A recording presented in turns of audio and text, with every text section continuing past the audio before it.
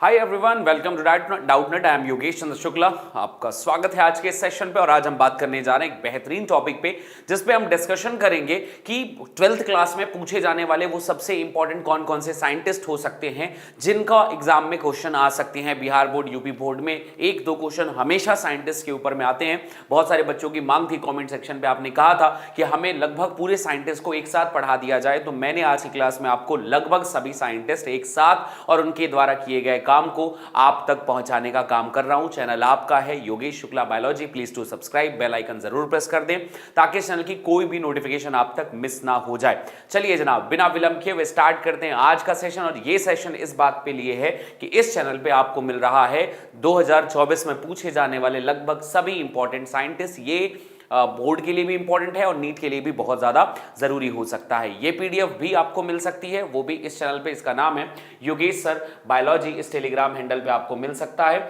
इसके अलावा बेटा जी आप हमें इंस्टाग्राम एंड फेसबुक पे भी फॉलो कर सकते हैं। वो एक अलग अलग माध्यम है, पर इंस्टाग्राम पे आप टेलीग्राम पे आप जरूर हमें फॉलो कर लीजिए। चलिए जनाब, स्टार्ट करते हैं इस चैप्टर में।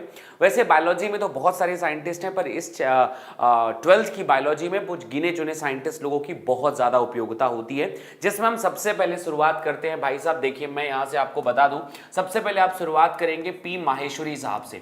ठीक है, आप सबसे पहले स्टार्ट करेंगे पी माहेश्वरी साहब से। अगर आप पी माहेश्वरी साहब के बारे में बात करेंगे तो इनको याद रखना, ये भ्रूण विज्ञान जो है, भ्रूण विज्ञान पे इन्होंने रिसर्च किया था। भ्रूण विज्ञान पे इन्होंने रिसर्च किया था। पहले साइंटिस्ट आप इनका नाम याद कर लेना। दूसरे साइंटिस्ट आप जो याद रखेंगे वो है जनाब वॉटसन एवं क्रिक।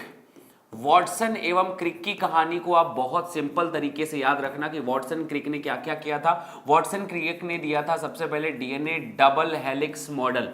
डीएनए का डबल हेलिक्स मॉडल आपको दिया गया था। और डीएनए के डबल हेलिक्स मॉडल के अलावा क्रिक मतलब ये DNA double helix model Watson Crick ने बताया था। ठीक है, इसके अलावा तीसरे नंबर पे साइंटिस्ट हमारे पास में एक और आते हैं जिनका नाम था एलेक जेफरी।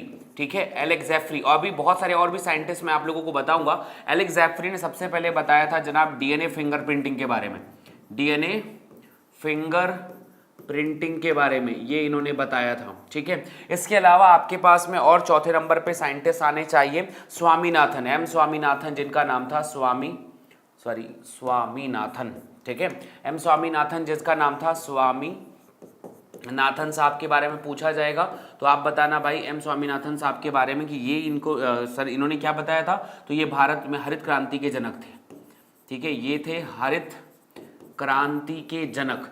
और बाकी और भी साइंटिस्ट आप लोगों को आएंगे लाइन से, लेकिन फिलहाल अभी ये 4 साइंटिस्ट लोगों का नाम इस चैप्टर में सबसे ज्यादा पूछा जाता है। और 5वें नंबर पे एक और साइंटिस्ट जो सबसे ज्यादा पूछे जाते हैं, उनका नाम है जैकब एवं मोनार्ड। तो जैकब एंड मोनार्ड ये भी साइंटिस्ट बहुत फेमस थे। इन्होंने सबसे पहले बताया था जनाब लैक ओपेरॉन के बारे में।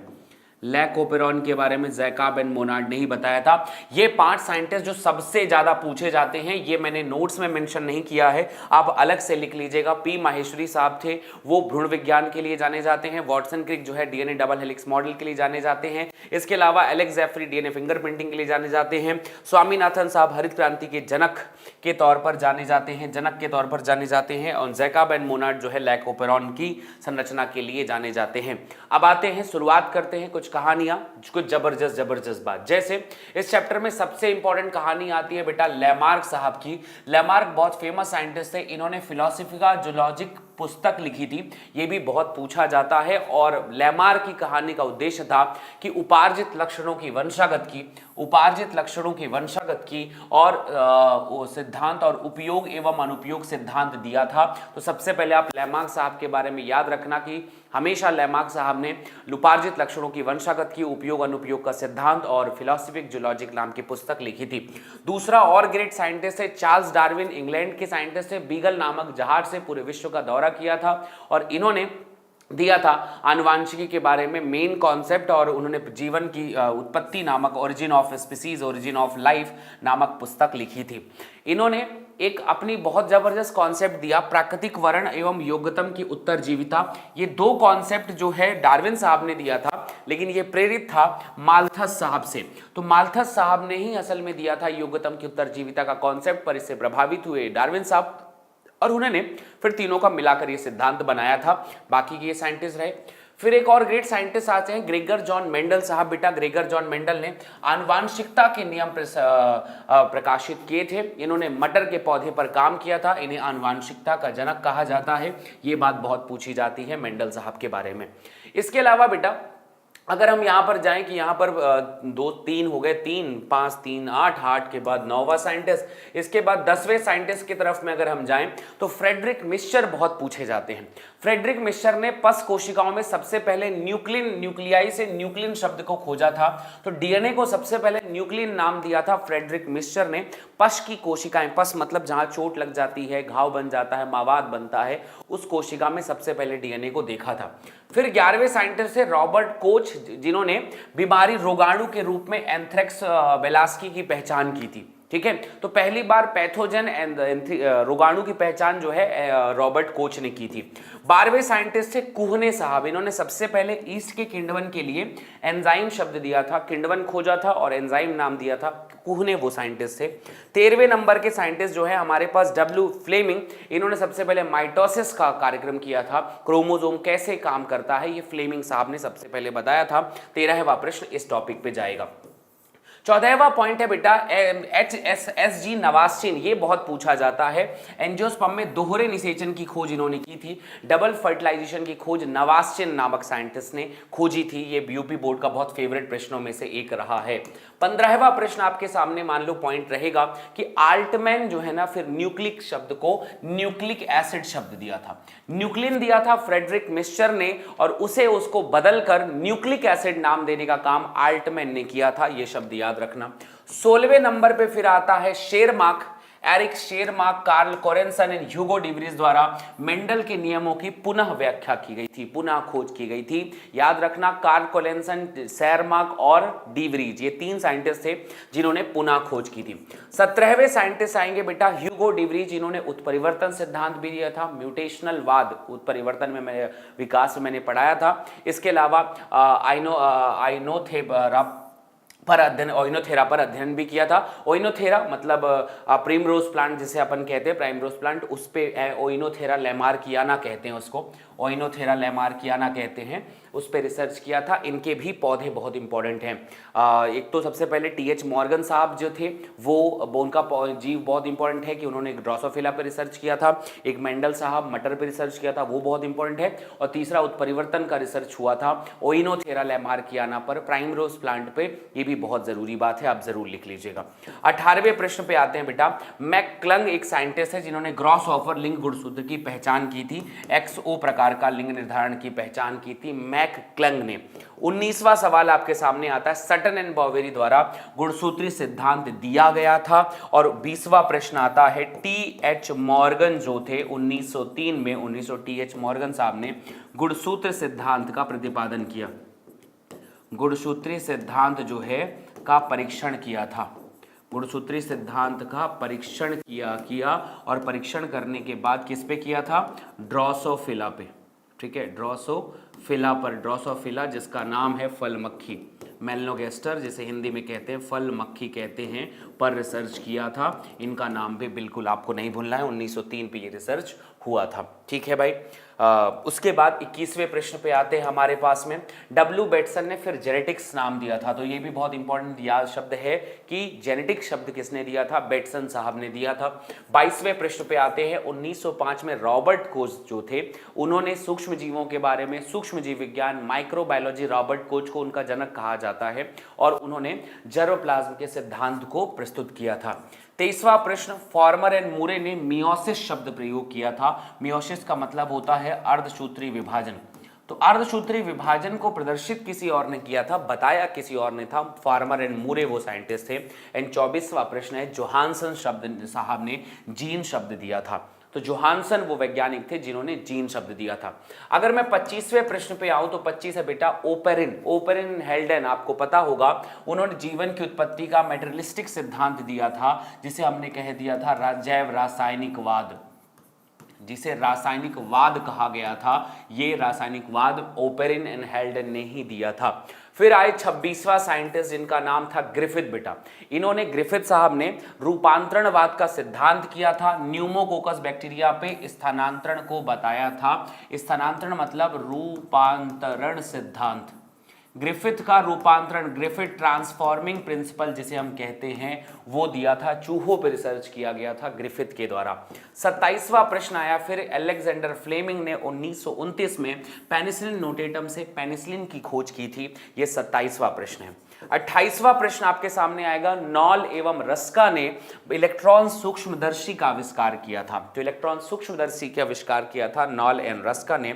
29वां पॉइंट आता है कि जीन सिद्धांत के विकास के लिए कि कैसे कैसे काम करता है, टीएच मॉर्गन साहब को नोबेल प्राइज दिया था और जीन की सहलग्नता के बारे में बताया था। लिंकेज क्या है, रिकॉम्बिनेशन क्या है, ये बात आपको टीएच मॉर्गन साहब ने बताई थी। 30वां पॉइंट आता है आपके सामने, बीडल एंड टेटम। ये भी बहुत बड़ा प्रश्न है कि एक जीन एक एंजाइम सिद्धांत, न्यूरोस्पोरा प्लांट पर रिसर्च किया गया था। फंगस है न्यूरोस्पोरा बेसिकली, और पौधों की तरह बिहेव करता है, उसके ऊपर रिसर्च किया गया था। एक जीन एक सिद्धांत, बीडल एंड टेटम जो है उस पर उन्होंने रिसर्च किया था। बहुत पूछा जाता है ये प्रश्न भी बोर्ड में। 31वां प्रश्न, उसके बाद अवेरी, मैकलॉड, मैकार्टी, ये 3 साइंटिस्ट हैं।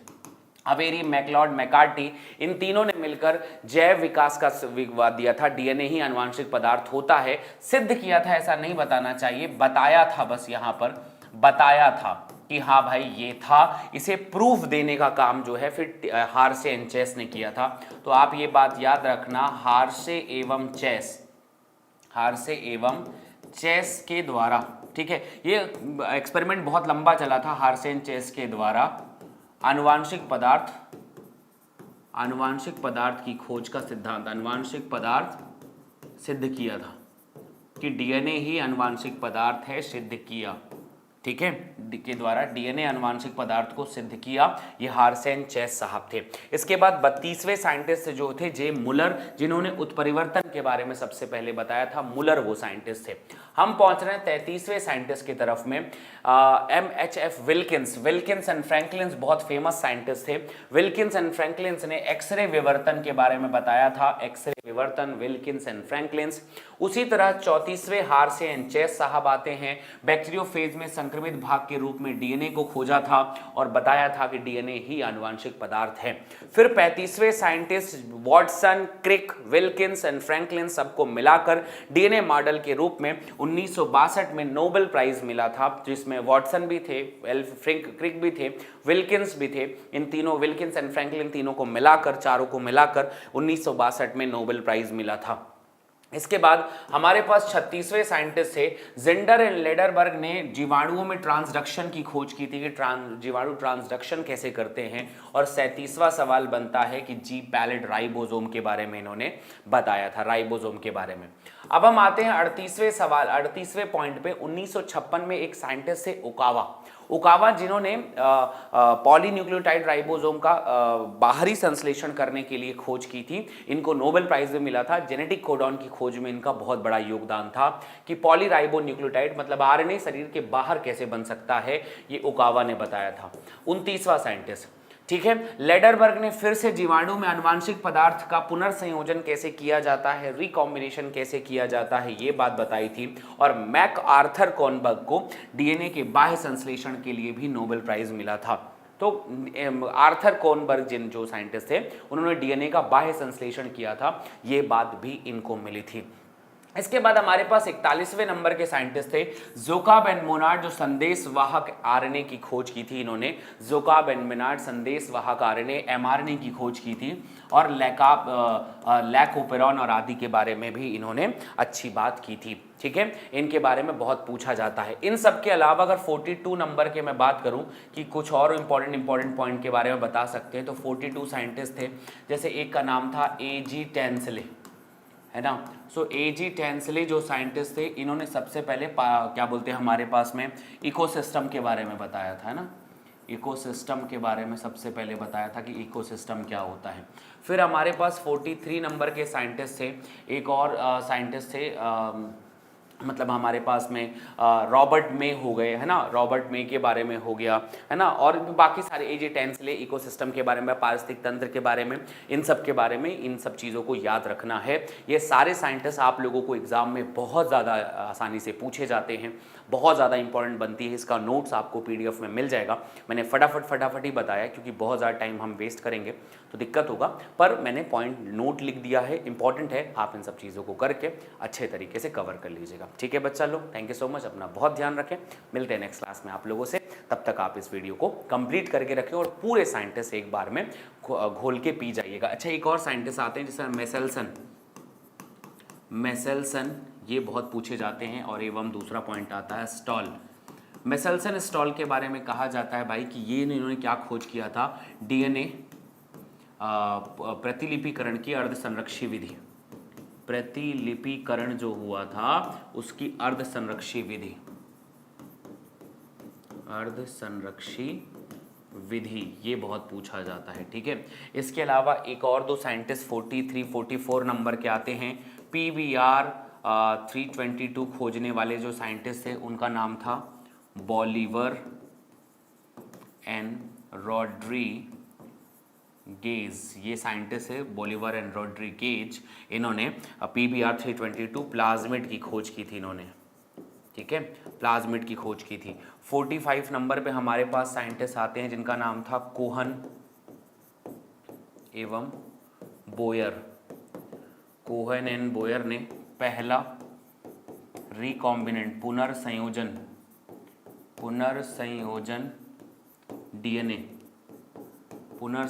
डीएनए मतलब आरडीएनए बनाया, पहला आरडीएनए बनाया था, ये कोहन एंड बोयर थे। और उसके बाद हमारे पास 45 के बाद 46वें नंबर के साइंटिस्ट है जिनका नाम था पॉल बर्ग। और पॉल बर्ग के बारे में कहा जाता है आनुवांशिक इंजीनियरिंग के जनक थे, आनुवांशिक इंजीनियरिंग के